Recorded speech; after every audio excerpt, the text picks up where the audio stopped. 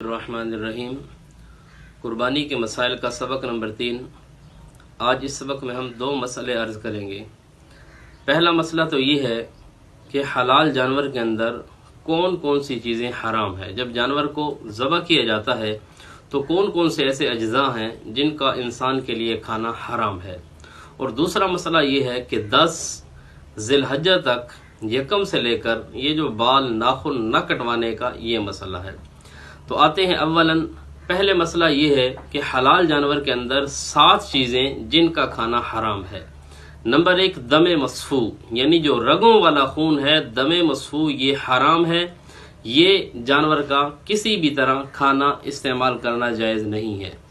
Number 2 مذکر اور مؤنث کی پیشاب گاہ، جہاں سے چھوٹا پیشاب کیا جاتا ہے، مذکر مؤنث دونوں کی یہ چیز بھی حرام ہے۔ نمبر 3 پاخانہ کی جگہ جہاں سے بڑا پیشاب ہوتا ہے، مذکر مؤنث دونوں جانوروں کی یہ چیز بھی حرام ہے۔ اس کے بعد نمبر 4 ہے خصیتین، یہ بھی حرام ہے۔ اس کو ہمارے بعض غیر مقلدین دوست وہ استعمال کر رہے ہوتے ہیں اور بڑے شہروں میں ٹکا ٹک کے نام پر لوگ کھا رہے ہوتے ہیں، تو یاد رکھنا چاہیے کہ یہ خصیتین بھی حرام ہے، کوئی بھی اس کو استعمال نہیں کر سکتا مسلمان آدمی۔ نمبر 5 غدود، نمبر 6 مثانہ اور نمبر 7 پیتا، یہ 7 چیزیں۔ غدود ایک سخت قسم کا گوشت ہوتا ہے، جانور کے غدود بڑے ہوتے ہیں، یہ بھی حرام ہے۔ پیتا اور مثانہ کہتے ہیں کہ جو پیشاب کی تھیلی ہوتی ہے وہ بھی حرام ہے۔ تو حلال جانور کے اندر یہ 7 چیزیں حرام ہیں۔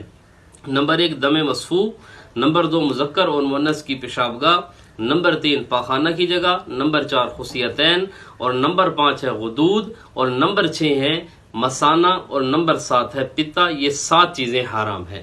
اب آتے ہیں دوسرے مسئلہ کی طرف کہ یکم ذی الحجہ سے لے کر 10 ذی الحجہ تک جس آدمی نے قربانی کرنی ہو تو اس کے لیے مسئلہ یہ ہے کہ وہ اپنے بال نہ کٹوائے، ناخن وغیرہ نہ کاٹے۔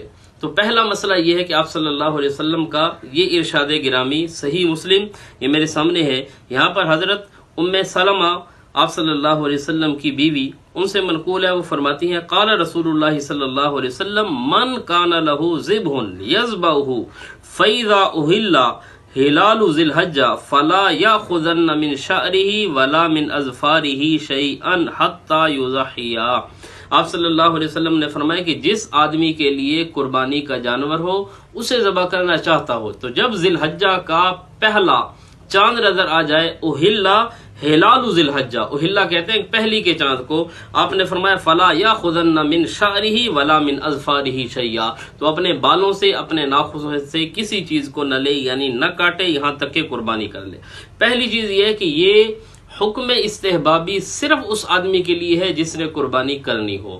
دوسری چیز یہ ہے کہ یہ صرف اور صرف ممانعت تنزیہی ہے، یہ کوئی حرام نہیں ہے کہ ایک آدمی اگر بالفرض یکم ذی الحجہ کے بعد بال کٹوا لیے، اس کی قربانی بھی تھی تو اس نے کوئی حرام کام نہیں کیا کہ نعوذ باللہ وہ کوئی دائرہ اسلام سے نکل گیا، بلکہ بہتر یہ ہے، مستحب ہے کہ وہ بال نہ کٹوائے، ناخن وغیرہ نہ کاٹے، اس سے اس کو ثواب بہت زیادہ مل جاتا ہے۔ اب یہ جو حکم ہے آپ صلی اللہ علیہ وسلم نے ارشاد فرمایا حکم استحبابی، یہ کیوں ہے؟ اس کی علماء نے فقہاء نے مختلف توجیحات کی ہیں۔ بعض علماء فرماتے ہیں کہ یہ حجاج کے ساتھ صرف تشبیہ کے طور پر ہے کہ جس طرح اللہ کی راہ میں حج کرنے والے آدمی وہ اپنے بال ناخن وغیرہ نہیں کاٹتے، ممنوعات احرام میں سے ہے، تو اسی طرح کہ یہ آدمی بھی اگر انہی ایام کے اندر اپنے بال نہ کاٹے، ناخن وغیرہ نہ کاٹے، تو جس طرح اللہ کے بارگاہ میں حج کرنے والے ان کو جو ثواب ملتا ہے ممکن ہے اسے بھی وہ ثواب مل جائے۔ بعض علماء کہتے ہیں کہ نہیں، مسئلہ یہ ہے کہ انسان جو ہے، اصل تو قربانی حضرت اسماعیل علیہ السلام انسان کی تھی، اس کے پھر فدیے میں بدلے میں جانور کو لایا گیا، تو اب جو جانور ذبح کیا جاتا ہے اس پر اللہ رب العزت کی طرف سے رحمتیں نازل ہوتی ہیں، تو یہ انسان گویا اسی کی جگہ پر ہے۔